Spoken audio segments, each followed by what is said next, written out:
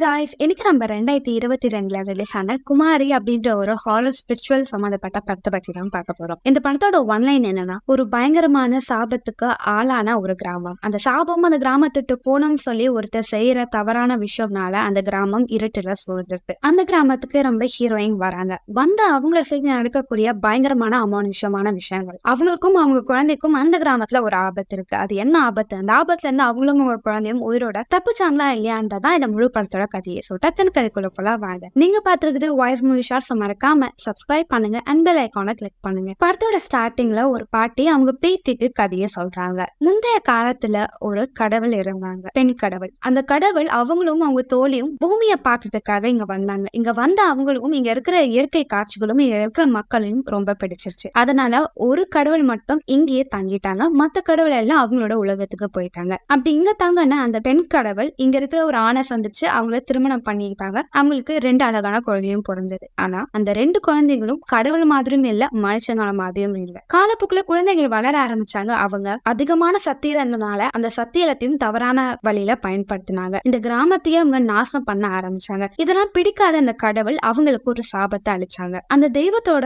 ஒரு பையனோட பேரு சாத்தான். அவனை காட்டுல அவங்க அடைச்சிட்டாங்க. அந்த காட்டோட பேரு இல்லிமலை. அதனால அவரை இல்லிமலை சாத்தான் அப்படின்றத சொல்றாங்க. இன்னொரு பையனை பூமிக்கு அடியில அவங்க லாக் பண்ணி வச்சுட்டாங்க. அவரோட பேரு காரிய தேவன். இப்படி இந்த 2 பசங்களையும் தனித்தனி இடத்துல போட்டு லாக் பண்ணி வச்சுட்டு கடவுள் தெய்வங்கள் இருக்கிற உலகத்துக்கே அவங்க போயிட்டாங்க. அந்த கிராமத்துல வாழ்ற மக்கள் இவங்களோட பவரை தெரிஞ்சுட்டு இவங்கள வழிபட ஆரம்பிச்சாங்க. ஆனா இவங்க செஞ்ச தவறுனால இவங்க ஒரு இடத்துலயும் சிக்கிட்டாங்க. அதுக்கு அடுத்தது காலப்போக்குல யாரும் இவங்களை கும்பிட ஆரம்பிக்கல. ஆனா சில பேர் இவங்களோட சக்தியை அறிஞ்சு இவங்களை வழிபட தொடங்க ஆரம்பிச்சாங்க. அதுல இருந்து ஆபத்து நம்மளை நோக்கி தொடர ஆரம்பிச்சது அப்படின்னு சொல்லி இந்த கதையை இந்த பாட்டி சொல்லி முடிக்கிறாங்க. இப்போ இல்லிமலைன்ற ஒரு மலையை காமிக்கிறாங்க. இந்த மலையில சொக்கன் அப்படின்னு சொல்லி ஒரு சின்ன பையன் இருக்கா. இந்த பையனுக்கு அப்பா அம்மா யாரும் இல்ல.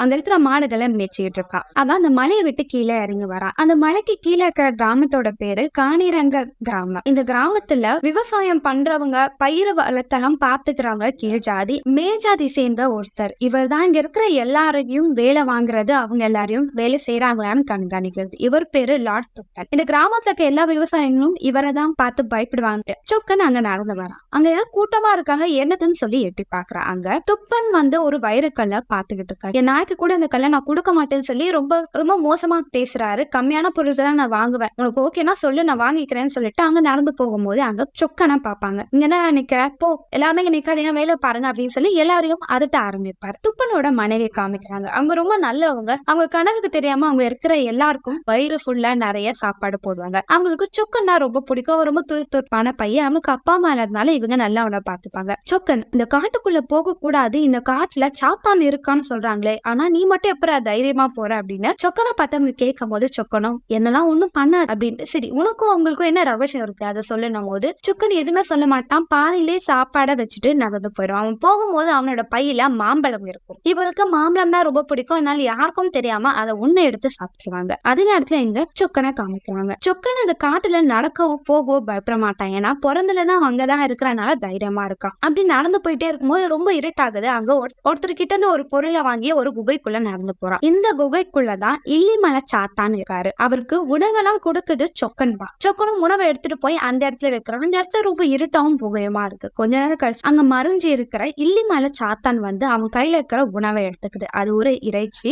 அதை எடுத்துட்டு அந்த இடத்துல அவனுக்கான பழக்கிற கல்ல போட்டுட்டு போகுது. இல்லிமலை சாத்தான் ஆபத்தான ஒரு விலங்குதான். ஆனா ஏன் சொக்கனை எதுவுமே பண்ணலன்னா அவன் இதோட ஃப்ரெண்ட். இவன் அதுக்கேத்த உணவை கரெக்டான டைம்ல கொடுக்கறனால அவனை அது ஒண்ணுமே பண்ணாது. உணவெல்லாம் கொடுத்து முடிச்சுட்டு அவன் அங்கிருந்து போறான். அன்னைக்கு நைட்டு துப்பன் சாப்பிட்டுட்டே இருக்கும் போது திடீர்னு அவருக்கு மாம்பழம் வாசனை வருது. அவங்க மனைவி கையை பிடிக்கிறாரு. உனக்கு எப்படி மாம்பழம் கிடைச்சது? நான் தான் சொன்னேனே காட்டுக்குள்ள போக கூடாது, அங்க ஆபத்தான ஒரு விலங்கு இருக்குன்னு. என் பேச்ச விட நீ அங்க போனியா அப்படின்னு சொல்லி கத்துவாரு. ஆனா அங்க இருக்கிறவங்க மாமியாரும் அவ போல சொக்கனோட மாம்பழத்தை இவ எடுத்து சாப்பிட்டு இருக்கான போது அவருக்கு இன்னும் கோவம் வந்துடும். எனக்கு கீழே இருக்கிற ஒருத்தனோட உணவை நீ சாப்பிட்டுருக்க, இது பாவம். இந்த பாவத்தை நான் எங்க போய் தீர்க்கிறது? உன் கையில சாப்பாடு வாங்கினதே பாவண்டி, இங்க இருந்து நகர்ந்து போ, நான் போய் குளிக்கிறேன்னு சொல்லிட்டு அவங்க வீட்டு பின்னாடி இருக்கிற குளத்துல குளிக்க அவர் போவார். அப்படி போகும்போது அவரு ஒரு விஷயத்த பாப்பார். என்னன்னா சொக்கன் அந்த தண்ணியில விளையாடிட்டு இருப்பான். எவ்வளவு தைரியம் தான் கீழ் ஜாதி நீ என்னோட தண்ணியில குளிப்ப, இந்த தண்ணியே இப்ப பாவம் ஆயிடுச்சு, உன்னெல்லாம் நான் சும்மா விட மாட்டேன், உனக்கு ஒரு பாடத்தை காமிக்கிறேன்னு சொல்லி கோபத்துல அங்க அந்த கல் எடுத்து அவர் மண்டையை போட்டு உடைச்சிருவாரு. அவன் அந்த ஸ்பாட்ல இறந்துருவான். அவன் கிட்ட அந்த கல் எல்லாம் தண்ணிக்குள்ள விழுந்துடும். இங்க நடக்கிற விஷயம் எல்லாமே இல்லிமலை சாத்தானுக்கு தெரியும். இதனால அவரு ரொம்ப கோவமாயிருவாரு. இல்லிமலை சாத்தானுக்கு கோவம் வந்தனால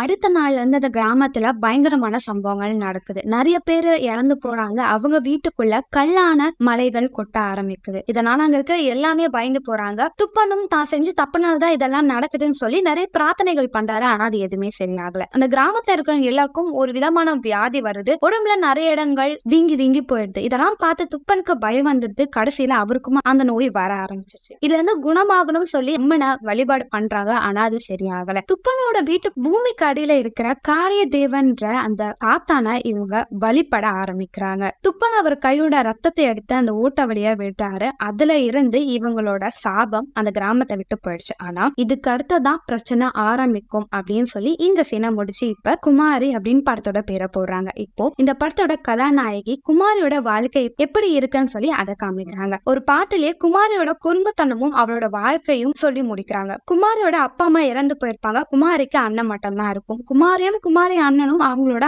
அங்கிள் ஒருத்தர் தான் எடுத்து வளர்த்திருப்பாரு. அவரும் குமாரிக்கான வயசு வந்துடுச்சு, அவளுக்கு திருமணம் பண்ணி வைக்கணும்னு சொல்லி இவங்களுக்கு தெரிஞ்ச காணிரக்க கிராமத்துல ஒரு பையன் இருக்கான், எனக்கு சொந்தக்காரன் தான், அவனுக்கும் உனக்கும் திருமணம் பண்ணி வைக்கலாம், ஜாதக பொருத்தம்லாம் கரெக்டா இருக்கு அப்படின்றத சொல்றாரு. ஆனா குமாரியோட அண்ணனுக்கு கோவம் வருது. அவன் யாரு என்னன்னு தெரியாது, உங்க கடமையை முடிச்சாப்னு சொல்லி யாருக்கும் என் தங்கச்ச கட்டி நான் அலோ பண்ண மாட்டேன் போது குமாரி சைலண்டா இருக்காங்க. குமாரி உன் அண்ணன் உனக்கு திருமணம் பண்ணி வச்சா சந்தோஷம் தான், ஆனா அவன் எடுக்கிற முன்கோபத்தினால உனக்குதான் பிரச்சனை வரும். இந்த கல்யாணம் கண்டிப்பா நடந்தாகணும், நடந்தா நமக்கும் அவங்களுக்குமான உறவு இன்னும் நீடிக்கும், நீதான் அண்ணனை சமாதானப்படுத்தணும் அப்படின்றத சொல்றாங்க. குமாரியை பொறுத்த வரைக்கும் இவங்கதான் சின்ன வயசுல இருந்து வளர்க்குறாங்க. இவங்க சொன்ன பேச்ச கேட்கணும்ன்றனால தான் யார திருமணம் பண்ணிக்க போறேன்னு தெரியாமலே அவங்க ஒத்துக்கிறாங்க. அவங்க அண்ணன் கிட்டயும் எவ்வளவு நாள் தான் உன்னால என்ன பாத்துக்க முடியும், என்னோட வாழ்க்கைய நான் தேர்ந்தெடுக்கணும், நான் அந்த திருமணத்துக்கு ஒத்துக்கிறேன் அப்படின்றத சொல்றாங்க. தங்கச்சியும் வாய இந்த கல்யாணம் வேணும்னு சொல்லிட்டா சொல்லி அவங்க அண்ணனும் பிடிச்சும் பிடிக்காத மாதிரி கல்யாணத்துல வந்து நிக்கிறாரு. அவங்களுக்கு திருமணம் ஆகுது. ஹீரோட பேரு துருவன். ஹீரோ பத்தின விஷயத்த சொல்றாங்க. படத்தோட ஸ்டார்டிங்ல ஒரு சாபத்தினால பிரச்சனையை ஃபேஸ் பண்ண கிராமத்தோட பார்த்திருப்போம். அந்த கிராமத்தோட லார்ட் துருவனோட வம்சாவளி சேர்ந்தவர் தான் துருவன். துருவனோட அப்பா அம்மா இல்ல, அவங்க அங்கிள் தான் துருவனையும் துருவனோட அண்ணனையும் பாத்துக்கிறாங்க. இவங்களுக்கு நிறைய லேண்ட் இருக்கு. அந்த லேண்ட் எல்லாத்தையும் அவங்க அங்கிள் தான் பாத்துக்கிறாங்க. ஆனா ஹீரோவை பொறுத்த வரைக்கும் அவர் ரொம்ப இன்னசென்ட், அவர் கொஞ்சம் மென்டல், அவர்கிட்ட யாருமே பேச மாட்டாங்க, பழகவும் மாட்டாங்க. இவருக்கு தான் குமாரிய திருமணம் பண்ணி வைக்கிறாங்க. திருமணம் ஆன பிறகு அவங்கள கையோட அவங்க கிராமத்துக்கு கொண்டு போறாங்க. போற வழியில அங்க குமாரிக்கு தெரிஞ்ச ஒரு பாட்டி இருப்பாங்க. அவங்க ஜோசியெல்லாம் பாக்குறாங்க. அவங்க குமாரி நீ போற கிராமம் ஆபத்தானது, தயவு செஞ்சு போகாத, வேண்டாம் போகாதுன்னு சொல்லிக்கிட்டே இருக்கும்போது காரை எடுத்துட்டு அவங்க மூவ் பண்ண ஆரம்பிச்சுவாங்க. குமாரிக்கு ரொம்ப குழப்பமா இருக்கும். அவளும் ஒண்ணு சொல்லாம சைலண்டா கார்ல போயிட்டு இருக்கா. குமாரி போகும்போதே அந்த கிராமத்தை சேர்ந்த சில பேர் குமாரி வரத்தை பார்த்து ரொம்ப ஆச்சரியமா பாத்துக்கிட்டு இருக்காங்க. குமாரி அந்த வீட்டுக்குள்ள போறா. அவங்க செய்யக்கூடிய பூஜை எல்லாத்திலும் கலந்துக்கிறா. துருவனோட மாமியும் குமாரி கிட்ட ஒரு மருந்தை கொடுக்குறாங்க. இது துருவன் சாப்பிடணும், இல்லைன்னா அவனுக்கு ஹெல்த் இஷ்யூஸ் இருக்கும், இவ்வளவு நாளா நாங்க தான் பார்த்தோம், இதுவே நீ பாத்துக்கணும் அப்படின்றத சொல்றாங்க. குமாரியும் அதை எடுத்துட்டு உள்ள போறா. போனோடனே துருவன் பேசல, சைலண்டா இருக்காரு. அதே நேரத்துல வெளியே அவங்க மாமா நிறைய பூஜை புனஸ்காரம் எல்லாம் பண்ணிக்கிட்டு இருக்காங்க. இது பார்க்க குமாரிக்கு வினோதமா இருக்கு. துருவன் கிட்ட இது என்னதுன்னு கேட்கும் போது அவரும் ஒண்ணு சொல்ல, போய் சைலண்டா தூங்கிடுறாரு. அடுத்த நாள் காலைல குமாரி அந்த இடத்த சுத்தி பார்க்கணும்னு சொல்லி வெளியே நடந்து போறேன். நடந்து போகும்போது வீட்டுக்கு பின்னாடி இருக்கிற குளத்தை பாக்குறாங்க. அதுக்கு பக்கத்துல இருக்கிற காட்டுக்கு போகக்கூடிய வழிய பாக்குறாங்க. அழகான விஷயங்கள் இருக்குன்னு பார்க்கும்போது அங்க ஒரு பையனை பாக்குறாங்க. சொக்கன் கையில மாமத்தை வச்சுட்டு வாங்கன்னு கூப்பிடும் போது குமாரியும் யாரு அந்த பையன் சொல்லிட்டு பாலுக்காக கிட்ட போறாங்க. அதுக்குள்ள அவங்க நாத்தனார் வந்துடுறாங்க. குமாரி காட்டுக்குள்ள போக கூடாது, இத மட்டும் மாமா பார்த்தாங்கன்னா உன்னை திட்டுவாங்க. அதே நேரத்துல அவங்க வீட்டுக்கு இருக்கக்கூடிய ஒரு ரகசியமான ஒரு கதையும் குமாரிக்கு சொல்றாங்க. துப்பன் அப்படின்ற ஒருத்தர் இங்க வேலை பார்த்த சொக்கன்ற ஒரு பையனை தவறுதலா அடிச்சு கொலை பண்ணிடுறாரு. அதனால இந்த கிராமத்துக்கு நிறைய சாபங்கள் வந்தது. அந்த சாபங்கள் போகணும்னு சொல்லி இங்க இருக்கிறவங்க நிறைய பிரார்த்தனை பண்ணாங்க. நம்ம வீட்டுக்கு வந்த பிரச்சனை எதனால வந்ததுன்னா காட்டுக்குள்ள இருக்கிற ஒரு சாத்தானால் தான் வந்தது. அதனால காட்டுக்குள்ள போகக்கூடாது, இந்த இடத்துல நிறைய இன்னும் ரகசியங்கள் இருக்கு, அதனால நான் சொல்றத கேளு அப்படின்னு சொல்லிட்டு அவங்க அங்க இருந்து போயிருவாங்க. குமாரிக்கு இதெல்லாம் கேட்க கொஞ்சம் வினோதமா இருக்கு. இப்போ அன்னைக்கு நைட்டு குமாரிக்கு வித்தியாசமான கனவுகள் வருது. இதனால பயந்து போன குமாரியும் அலறி எழுந்துடுறா. துருவனும் என்ன ஆச்சு போது, இல்ல நான் இது வரைக்கும் இப்படி தனியா இருந்தது இல்லை, என் வீட்டுல இருக்கும்போது சுத்தி குழந்தைகள் இருப்பாங்க, ஜாலியா இருக்கும், எனக்கு இங்க ரொம்ப லோன்லியா ஃபீல் ஆகுது போது ஜீவனும் பயப்படாத, இதை கட்டியமா கையில பிடிச்சிட்டு தூங்கு, அப்போ தூக்கம் வரும் அப்படின்னும் போது அவங்களும் கையில பிடிச்சிட்டு நல்லா தூங்க ஆரம்பிச்சிடுறாங்க. அடுத்த நாள் காலைல குமாரி நடந்து போயிட்டே இருக்கும்போது சில சத்தங்கள்லாம் கேட்கும். என்னன்னு பார்த்தா அங்க கணவர் அங்க இருக்கிற குழந்தைங்களோட விளையாடிட்டு இருப்பாரு. ரொம்ப சைலண்டா இருக்கிறவர் ரொம்ப டெரரான பீஸ்ன்னு நினைக்கும் போது இவர் விளையாட்டுத்தனமா இருக்காருன்னு சொல்லி அவரோட குணம் இவங்களுக்கு கொஞ்சம் பிடிக்க ஆரம்பிச்சிடும். அவர்கிட்ட பேச ஆரம்பிப்பாங்க. அவங்க அண்ணனுக்கும் லெட்டர் எழுதுவாங்க. சொல்லுவாங்க. எனக்கு என்னோட கணவர பத்தி தெரியாம தான் திருமணம் பண்ணிட்டு வந்தேன். ஆனா இப்ப எனக்கு அவர் ரொம்ப பிடிச்சது. அவரும் என்ன ரொம்ப நேசிக்கிறாரு. இந்த வாழ்க்கை எனக்கு ரொம்ப அழகா இருக்கும் அப்படின்ற ஒரு கடிதம் எழுதி அவங்க அண்ணனுக்கு அனுப்புறாங்க. அடுத்த நாள் காலையில மாமா அங்க வேலை பார்க்கிறவங்க எல்லாருக்கும் கணக்கெல்லாம் எழுதி எவ்வளவுன்னு சொல்லும்போது, கீழ வேலை பார்க்கிறவங்க நாங்க ரொம்ப உழைக்கிறோம். ஆனா நீங்க எங்களுக்கான ஊதியத்த குடுக்க மாட்டேன்றீங்க. எங்கள ரொம்ப ரொம்ப கீழ வச்சு ரொம்ப அசிங்கப்படுத்துறீங்கன்னு சொல்லி ஒருத்தன் திட்ட ஆரம்பிச்சுருவான். இதனால அவங்க அங்கிளும் சைலண்டா இருப்பாங்க. அங்க இருக்கிற மக்களும் பெரியவர்கிட்ட அப்படி பேசாத, அவர் கோவம் வந்துச்சுன்னா நம்ம ஏதாவது பண்ணிடுவாருன்னு சொல்லி அவரை பேசி அங்க இருந்து கூட்டிட்டு போயிருவாங்க. ஆனா ரொம்ப ஜோரன் மழை பெய்யறனால துருவனும் இங்க நிக்காதீங்க போங்க சீக்கிரம் அப்படின்னு கத்திக்கிட்டு இருப்பான். இதனால அவங்க அங்கிள் கோவம் வந்துடும். எட்டி அவனை மிதிச்சுட்டு உனக்கு உன்னை பார்த்துக்கவே தெரியாது, நீ மத்தவங்க அட்வைஸ் பண்றியா, ஒழுங்கு மணியா ரூமுக்கு போட அப்படின்னு திட்டி விட்டு போயிருவாங்க. அவங்க அண்ணனுக்கு இவன் இப்படி கிறுக்குத்தனமா பண்றனால தான் பக்கத்துக்காரங்க எல்லாருக்கும் இவனை வச்சு பேசுது ஏதாவது ஒரு டாபிக் கிடைக்குதுடா, இவன் ஒரு காமெடி பீஸ் அப்படின்னு சொல்லிட்டு கிண்டல் பண்ணிட்டு அங்க இருந்து அவங்க போயிருவாங்க. இதனால துருவனுக்கு ரொம்ப அசிங்கமாயிரும். சைலண்டா உட்காந்துட்டு இருப்பார். இதெல்லாம் அவங்க மனைவி ஜன்னல் வழியா பாத்துட்டு இருப்பாங்க. அன்னைக்கு நைட்டு துருவன் வேகமா ரூமுக்கு வருவாரு. ஏதோ ஒண்ணு தேடிட்டு இருப்பாரு. அவங்க மனைவியும் வந்துருவாங்க. என்ன தெரியுங்க, இந்த மருந்து தானே, எதுக்கு இந்த மருந்து போடுறீங்க, நிறைய பேர் நிறைய விஷயங்கள் உங்களை பத்தி சொல்றாங்களே, எனக்கு எல்லாத்தையும் நீங்க இன்னைக்கு சொல்றீங்க அவங்க கேட்கும் போது அவரோட பாஸ்ட்ல நடந்த ஒரு விஷயத்த சொல்லுவாங்க. சின்ன வயசுல இருந்து வளர வரைக்கும் துருவனை பொறுத்த வரைக்கும் அவங்க சுத்தி இருக்கிற எல்லாருக்கும் அவங்க அண்ணன் தான் முக்கியமா தெரிஞ்சது. அவங்க அண்ணன் ரொம்ப புத்திசாலி, அவன் ரொம்ப நல்லவன் சொல்லி அவரையே பாராட்டி பேசுறனால இவரெல்லாம் மட்டமா நினைக்க ஆரம்பிச்சாங்க. இவருக்கே தன்னை பிடிக்காமலே போயிடுச்சு. அதனால நான் எப்பவுமே தனிமையா இருப்பேன், யார் கூடயும் சேர மாட்டேன், என்னோட வாழ்க்கை இப்படிதான் அப்படின்ற மாதிரி நான் ஏத்துக்கிட்டு அப்படின்ற விஷயத்த சொல்றாரு. ரெண்டாவது, இவர் சின்ன வயசை படிக்கும் போது ஒரு வாட்டியே ஸ்கூல்ல ஒரு பாட்டை கேட்டதாவும் அந்த பாட்டை இவருக்கு ரொம்ப பிடிச்சு ரொம்ப ஈர்த்தனால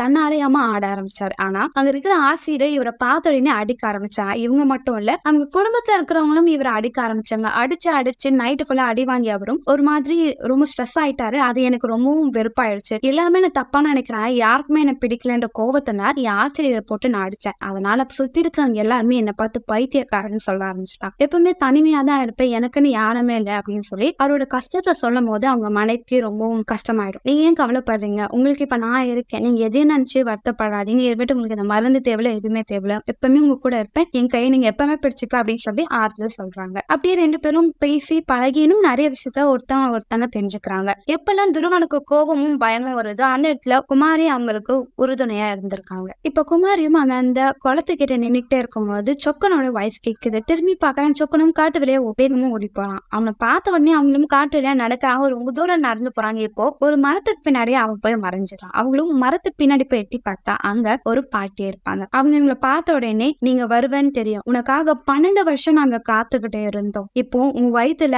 இந்த குழந்தை இருக்கு, இந்த குழந்தைக்கு பெரிய ஆபத்து இருக்கு, அது உன் கணவனால வரலாம், இந்த குழந்தைய காப்பாத்தணும், நீ இல்லிமலை சாத்தான பாரு, அவர் தான் உனக்கு உதவி பண்ணுவார். இரண்டுக்கே கொஞ்சம் பதட்டமாயிருவீங்க, ஏதோ பைத்தியமே வளர்றாங்களே, இங்க இருக்க கூடாதுன்னு வேகமா ஓடி போவாங்க. இங்க பார், உனக்காக இந்த ஏரியில நான் காத்துட்டு இருப்பேன், உனக்கான நேரம் வரும்போது நீயே என்ன தேடி வருவ அப்படின்றத அவங்க சொல்றாங்க. இரண்டையும் பயத்துல வேகமா ஓடி வந்து அவங்களுக்கும் மூச்சு வாங்க ஆரம்பிக்குது. அதே நேரத்துல அவங்க நாத்தனாரும் குமாரி காணுமே சொல்லி தேடி பாக்குறாங்க. அவங்களும் மயக்கமா கீழே வந்து விழுந்துடுறாங்க. டாக்டர்லாம் அவங்க செக் பண்றாங்க. அப்பதான் அவங்க பிரெக்னெண்டா இருக்கிற விஷயம் எல்லாருக்கும் தெரிய வருது. அவங்களுக்கும் அப்பதான் தெரிய வருது. இதனால துருவன் சந்தோஷப்படுற, அதே நேரத்துல துருவனோட அண்ணன் கோவப்படுற. ஏன்னா அவங்க திருமணமாயி ரொம்ப வருஷமா இருக்கும், ஆனா அவங்களுக்கு குழந்தையே இல்லை. அவங்களோட மாமாவும் உனக்கு ஒரு வாரிசு வர போறான் அப்படின்னு சொல்லிட்டு துருவன் கிட்ட பேசிட்டு அவரு போயிடறாரு. துருவனுக்கு ரொம்ப சந்தோஷமா இருக்கு. இது வரைக்கும் என்னோட மாமா என்கிட்ட இப்படி பேசுறதே இல்லை, இப்ப என்கிட்ட பேசுறாரு, இது எல்லாத்துக்கும் காரணம் நீதான் சொல்லி குமாரிய பார்த்து சந்தோஷப்படுறாரு. இப்ப குமாரியும் ரொம்ப வருத்தப்படுவாங்க. ஏன்னா அவங்க பிரெக்னெண்டா இருக்கிற விஷயம் அவங்க வீட்டுல இருக்கிற யாருக்கும் பிடிக்கல அப்படின்ற மாதிரி சோகமா இருக்கும் போது அவங்க கணவரும் எல்லாமே சந்தோஷமா இருக்காங்க, என் அண்ணனை தவிர. ஏன்னா அவனுக்கு வாரிசு இல்ல, அடுத்த வாரிசு அவனுக்கு இல்லைன்னா அவனால அடுத்த தலைவரா ஆக முடியாதுல்ல, அதனால அவன் அப்படிதான் இருப்பான், நீ அதெல்லாம் நினைச்சு ஃபீல் பண்ணாத, நம்மளுக்கு இப்ப முக்கியமானது நம்ம குழந்தைய நல்லா பாத்துக்கோ அப்படின்னு சொல்லி. அதே நேரம் துருவனுக்கு ரொம்ப பெருமையாவும் சந்தோஷமா இருக்கும். ஏன்னா இந்த குடும்பத்துல அடுத்த வாரிசு என்னால வரப்போகுது, அதனால அவர் கொஞ்சம் ரொம்ப ஸ்ட்ராங்காவும் அப்படி தெனாவட்ட அவர் நடப்பாரு. எல்லா விஷயத்தையும் அவர் பார்த்து சந்தோஷப்படுவார். அடுத்த நாள் காலையில இருந்து வேலை பார்க்கும்போது எல்லாரையும் அதட்டி ஒழுங்கா வேலை பாருங்க அப்படின்றத சொல்லும் போது அவங்க மாமா பாத்துக்கிட்டு இருப்பாரு. இப்போ குமாரி நைட்டு தூங்கிட்டே இருக்கும்போது அவளுக்கு பயங்கரமான கனவுகள் வந்துகிட்டே இருக்கு. திரும்பி பாக்குற பக்கத்துல அவங்க கணவர் இல்ல. என்ன ஆச்சு அப்படின்னு சொல்லிட்டு தேடி பார்க்கும்போது கிச்சன் அவங்க கணவர் அவங்களோட கை விரலை வெட்டி, இங்க பார், என்னோட கை காரிய தேவனோட கை மாதிரி இல்ல, அவருக்கு அப்படி 3 விரல் தான் இருந்துச்சு, நான் அவரை பார்த்தேன் அப்படின்ற மாதிரி வினோதமா பண்ணும்போது இது குமாரிக்கு பயத்தை கொடுக்குது. இப்பெல்லாம் பண்ணாதீங்க, இருங்க நான் அம்மாவை கூட்டிட்டு வரேன்னு சொல்லி அவங்க கத்திட்டே ஓடி போறாங்க. அடுத்த நாள் காலையில குடும்பத்துக்கு எல்லாருமே துருவனை பார்த்து திட்ட ஆரம்பிக்கிறாங்க. கொஞ்ச நாள் தான் என்னோட பைத்தியம் தன குறைஞ்சது நம்ம நினைச்சோம், திரும்ப பைத்தியம் மாதிரி பண்ண ஆரம்பிச்சிட்டான், இவனுக்குலாம் ஒரு குழந்தை வேற இந்த லட்சன்ஸ் அப்படின்னு சொல்லி எல்லாமே திட்ட ஆரம்பிப்பாங்க. அண்ணனுக்கு கோவம் வந்துடும். காரிய தேவன்ற இவனுக்கு கோவம் வந்துடும். என் கடவுளை பத்தி தப்பா பேசாது அப்படின்னு சொல்லி இவரும் அவரோட சட்டையை பிடிச்சி சண்டை போட ஆரம்பிப்பாங்க. இந்த துருவனோட அண்ணனும் கோவப்பட்டு அந்த இடத்த விட்டு வெளியே போறான். துருவனோட அண்ணனுக்கு ஒரு சின்ன வீடு இருக்கு, அங்கதான் அவர் தங்கிட்டு இருக்காரு. அவங்க இருக்கிற ஒரு லேடியும் என்ன சொல்லுவாங்கன்னா, இங்க பாருங்க, நீங்க ஒன்னும் கவலைப்படாதீங்க, உங்க வீட்டுக்கு எனக்கு கூட்டிட்டு போங்க, மத்ததெல்லாம் நான் பாத்துக்கிறேன் போது அவரு முடியாது அப்படின்றத சொல்றாரு. இங்க பாருங்க, உங்க பவர் இழந்துட்டீங்கன்னு நினைக்காதீங்க, இது எல்லாமே உங்ககிட்ட வரணும்னா நீங்க இல்லிமலையோட சாத்தானா கும்பிடுங்க, அவர் கண்டிப்பா நீங்க நினைச்சது எல்லாமே பண்ணி கொடுப்பாரு அப்படின்றத சொல்லும் போது அவரு யோசிக்கிறாரு. அதே நேரத்துல இங்க வந்திருப்பாங்க. அவங்கள பார்த்தோன்னே குமாரியும் என்ன மன்னிச்சிருங்க, என்னால் தானே உங்களுக்கு கஷ்டமே அப்படின்னும் போது, உன்னால எனக்கு குழந்தைய பொறுக்க கூடாதான் நான் கடவுளை வேண்டிக்கிட்டேன், உனக்கு இங்க நடந்த ஒரு உண்மை தெரியுமான்னு சொல்லி ஒரு விஷயத்த சொல்றாங்க. சில வருஷங்களுக்கு முன்னாடி துப்பன் இந்த கிராமத்துல இருக்கக்கூடிய சாபத்தை எப்படி போக்குனாருன்னா, அவங்க மனைவிக்கு ஒரு குழந்தை பிறந்த, அந்த குழந்தைன்னா அவங்களுக்கு அவ்வளவு பிடிக்கும், அவ்வளவு அன்பா அந்த குழந்தைய பாத்துட்டாங்க. ஆனா அவரு இந்த கிராமத்துல இருக்க சாபமும் அவர் உடம்புல பட்ட அந்த வியாதியும் சரியாகணும்னா அவங்க வீட்டு பக்கத்துல இருக்கிற காரிய தேவனை வழிபடணும்னு சொல்லி அவரோட கையில அந்த ரத்தத்தை கொடுத்து அவரோட குழந்தைய அந்த சாத்தனுக்கு பலி கொடுத்துருவாரு. அந்த பலி கொடுத்த உடனே அந்த கிராமத்துல இருக்கிற சாபம் போயிடுச்சு. ஆனா தன்னோட குழந்தை இழந்துட்டேன்னு சொல்லி சோகத்துல அவங்களோட மனைவி அங்க இருக்கிற அம்மனோட சிலை முன்னாடி சூசைட் பண்ணி இறந்துருவாங்க. இந்த குடும்பத்துல வரக்கூடிய அடுத்து வரக்கூடிய வாரிச சாத்தானுக்கு பலி கொடுத்தாதான் இந்த கிராமத்துல இருக்கிற சாபம் முழுமையா போகும். இதனாலதான் எனக்கு குழந்தைய பொறுக்காதது நிம்மதி நான் நினைச்சேன். ஆனா இப்போ நீ பிரெக்னண்டா இருக்க. குமாரி ஃபீல் பண்ண, கண்டிப்பா என் குழந்தைய இவங்களுக்காக நான் பலி கொடுக்க விட மாட்டேன் அப்படின்றத சொல்றாங்க. எங்க வீட்டுக்கு மேற்தளத்துல ஒரு இருட்டான ரூம் இருக்கும். அங்க ரொம்ப வருஷமா கொஞ்சம் உயரம் மட்டும் பிடிச்சிட்டு இருக்கிற ஒருத்தரை காமிப்பாங்க. அவர் ரொம்ப சாகுற நிலைமையில இருப்பாரு. இவர் வேற யாரும் இல்ல, துப்பன். இவரு பலி கொடுத்தனால அந்த சாத்தான் இவருக்கு உயிர் பிச்சை கொடுத்திருக்கும். ஆனா அவரால வயசான பிறகு சாக முடியல. இது எல்லாத்துக்கும் காரணம் இவங்க வழிபடுற அந்த சாத்தான் தான். பிரச்சனையில இருந்து வெளியே வரணும்னு நீங்க நினைச்சீங்கன்னா நீ இல்லிமலை சாத்தான போய் பாரு, கண்டிப்பா அவரு உனக்கு உதவி பண்ணுவாரு அப்படின்றத அவங்க நாத்தனா சொல்றாங்க. இதெல்லாம் பேசிட்டு இருக்கிறத அவங்களோட மாமா பாத்துருவாங்க. அடுத்த நாள் காலையில குளத்துல இருக்கிற தண்ணிய கோரலான்னு எடுக்க போகும்போது அங்க அவங்க நாத்தனா இறந்து கிடக்கிறத எல்லாருமே பார்ப்பாங்க. இது எல்லாத்துக்கும் காரணம் அவங்களோட மாமாவை மட்டும் தனியா காமிக்கிறாங்க. இந்த குடும்பத்துல இருந்த இன்னும் பிரச்சனைகள் நம்ம அதிகமா சந்திக்கணும்னு சொல்லி குமாரியும் நினைச்சிட்டு இருப்பா. அன்னைக்கு நைட்டு எல்லாம் தூங்க ஆரம்பிப்பாங்க. குமாரி மட்டும் யாருக்கும் தெரியாம வெளியே நடக்க போவாங்க. அவங்களோட மாமா வெளியே பிரார்த்தனை பண்ணிட்டு இருப்பாங்க. அவங்களுக்கு தனியா ஒரு கோயில் இருக்கும். அந்த கோயிலுக்குள்ள என்ன சாமி அவங்க வழிபடுறாங்கன்றத குமாரி தெரிஞ்சுக்கும் சொல்லி உள்ள போய் பாக்குறாங்க. உள்ள போய் பார்த்தா தாத்தான் இவங்க வம்சாவளியில வரக்கூடிய ஒவ்வொரு பிஞ்சையும் சாப்பிட்டு இவங்களுக்கு நல்லது பண்றது. அதை பார்த்த குமாரி ரொம்ப பயந்து போயிறாங்க. இதுக்கு மேல இங்க இருந்தானா அவங்களுக்கு ஆபத்து, நம்ம அந்த இல்லிமலை சாத்தானை போய் பார்க்கணும்னு சொல்லிட்டு இவங்க காட்டு வழியா நடந்து போறாங்க. அதே நேரத்தில் அந்த காட்டுல இருக்கிற பழங்குடியினர்லாம் அந்த இல்லிமலையோட சாத்தானை வழிபட்டுக்கிட்டு இருக்காங்க. குமாரி போன உடனே அவங்களும், நீ வருவேன்னு எனக்கு தெரியும், கவலைப்படாத, இதுமேட்டு உன் குழந்தைய இல்லிமலை சாத்தான் பத்திரமா பார்த்துப்பாரு. போகும்போது அவங்க கிட்ட ஒரு ஓலைச்சுவடியை கொடுக்குறாங்க. இது ரொம்ப பழங்காலத்து ஓலைச்சுவடி, இது உனக்கு பாதுகாப்பா இருக்கும், கையில வச்சுக்கோ. இப்போ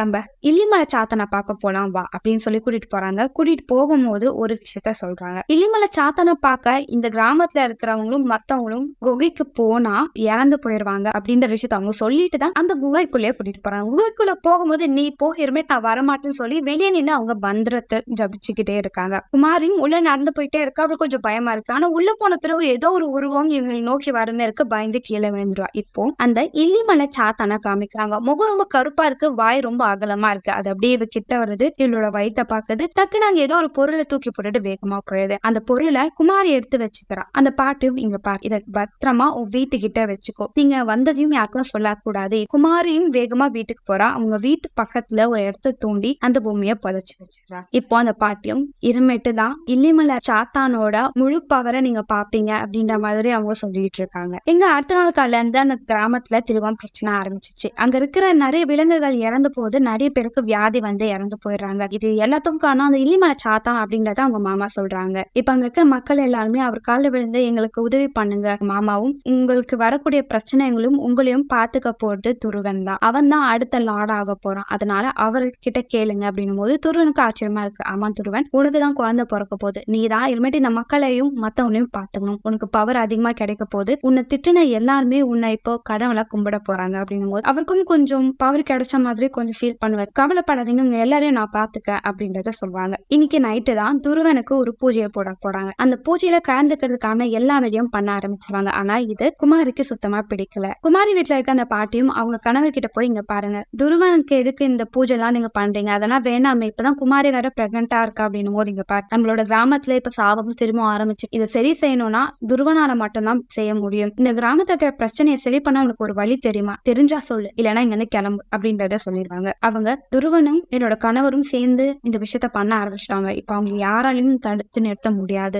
இப்போ நடக்கிற விஷயத்த நம்மளால வேடிக்கை மட்டும் தான் பார்க்க முடியும் அப்படின்றத சொல்றாங்க. குமாரிக்கு ரொம்ப கவலையா இருக்கு. அன்னைக்கு நைட்டு பூஜை ஆரம்பிக்குது. நிறைய மந்திரங்களை சொல்லிக்கிட்டே இருக்காங்க. அதே நேரத்துல இங்க துருவனோட அண்ணனை காமிக்கிறாங்க. அவர் கூட இருக்கிற அந்த லேடியும், நீங்க போய் சாத்தனை பாருங்க, அவரை வழிபட்டீங்கன்னா நீங்க கேட்டது எல்லாமே அவர் பண்ணி தருவாரு, ஏன்னா நான் கேட்டதெல்லாம் அவர் பண்ணி கொடுத்திருக்காரு அப்படின்னு சொல்லி பிரெயின் வாஷ் பண்ணி அவரை போக சொல்லுவாங்க. கையில சில உணவெல்லாம் எடுத்துட்டு அந்த குகைக்குள்ள சாத்தானை சந்திச்சனும் இவர் இந்த கிராமத்தையே ஆளணும்னு நினைப்பாரு. ஆனா அங்க இருக்கிற சாத்தான் இவரை பார்த்த உடனே கழுத்தை கடிச்சு கோத்தரி இவரை மறுக்கையா பண்ணிடும். அதே நேரத்துல இங்க வீட்டுக்கு வெளியெல்லாம் பூஜை பண்ணிக்கிட்டே இருப்பாங்க. குமாரி ரூம்குள்ள இருந்து அவகிட்ட இருக்கிற ஓலைச்சுவடியில இருக்கிற மந்திரத்தை ஊதிக்கிட்டே இருப்பா. துருவனும் அவங்க மாமாவும் பூஜை பண்ணிட்டே இருக்கும் போது அவங்க மாமாவோ ஒரு பாம்பு கிடைச்சிரும். அதனால அவர் அங்கேயே இறந்து போடுவாரு. அடுத்த நாள் காலைல குமாரியோட வயித்தை பார்ப்பாங்க. கொஞ்சம் கொஞ்சமா குழந்தை வளர ஆரம்பிக்குது. குமாரியும் அந்த குழந்தைகிட்ட, நான் செய்யறது தப்பா ரைட்டான்னு தெரியல, ஆனா உன்னை காப்பாத்த நான் எந்த லேக்கும் போவேன் அப்படின்றத அவங்க சொல்றாங்க. எங்க உங்க கணவரை காமிக்கிறாங்க. அவருக்கு பிரச்சனையா இருந்தது அவங்க மாமா, அவங்க அண்ணன். இப்ப 2 பேரும் இல்ல, இந்த கிராமத்தோட தலைவர் அவர் தான். அவர் நினைச்சா